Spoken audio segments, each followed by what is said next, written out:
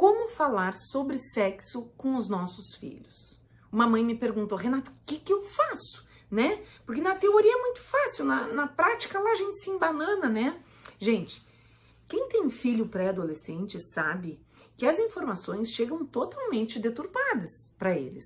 Seja por um coleguinha que se desenvolveu um pouco mais rápido, ou por um primo, um vizinho, ou por alguma coisa que sem querer viu na internet, ou que recebeu num grupo de WhatsApp, enfim. A gente precisa perder o medo de falar com eles sobre isso. E, gente, uma coisa importante que eu tenho para dizer para vocês, é difícil para todo mundo. É difícil até para mim, foi difícil até para mim. Quando meu filho veio me perguntar umas coisas, você vai perguntar pro teu pai? Minha primeira reação, ai meu Deus, e agora? Não, vou ter que falar sobre isso, vamos encarar, né? A gente precisa encarar. Primeiro lugar, a gente precisa perder o medo e falar sobre sexo com eles com naturalidade. Esse é um primeiro passo. Segundo passo, a gente precisa ir respondendo o que eles vão nos perguntando.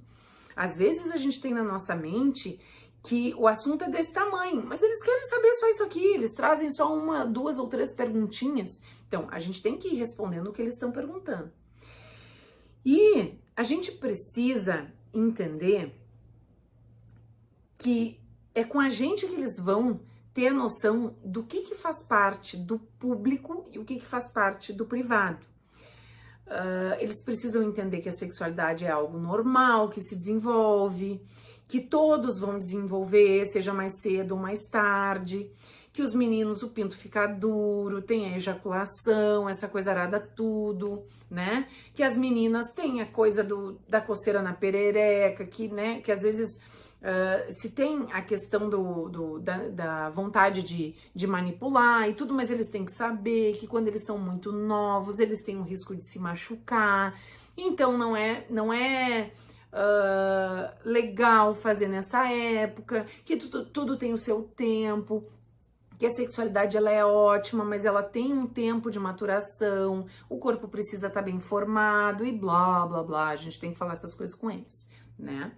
A gente também tem que falar com eles a questão de o que a gente pode fazer, faz parte de um ambiente público e o que faz parte do ambiente privado. A gente tem que conversar com eles sobre o que um menino pode fazer com uma menina que ele tá ficando ou namorando, e o que ele não pode, o que essa menina pode fazer com um namoradinho ou não, né? O que é legal, que faz parte, que faz bem para eles, e o que já começa a ficar passando de um limite de desenvolvimento, que tudo tem o seu tempo, enfim. Esse é um papo muito fácil de ter quando a gente não fala do sexo em si. Mas tem filhos e tem horas que os filhos perguntam como é a penetração, perguntam como que o espermatozoide chega lá no óvulo, né? Porque no quinto ano eles aprendem o aparelho reprodutor, eles aprendem que é o espermatozoide que fecunda o óvulo. Opa, mas como um chega no outro? Né? Começa a vir as dúvidas na cabeça, aí eles começam a pensar assim, ai Jesus do céu, tá, mas isso espero que meu pai não faça com a minha mãe, né? É normal os filhos não gostarem de saber que os pais fazem isso, e eles nem têm que saber, porque a sexualidade dos pais faz parte de um tipo de conteúdo, de vivências, que faz parte do privado dos pais. Então, é a partir da forma como a gente conversa, com naturalidade, é a partir da forma como a gente se coloca no mundo, como a gente apresenta a sexualidade para eles, que eles vão entender aquela sexualidade como sendo algo natural ou algo deturpado.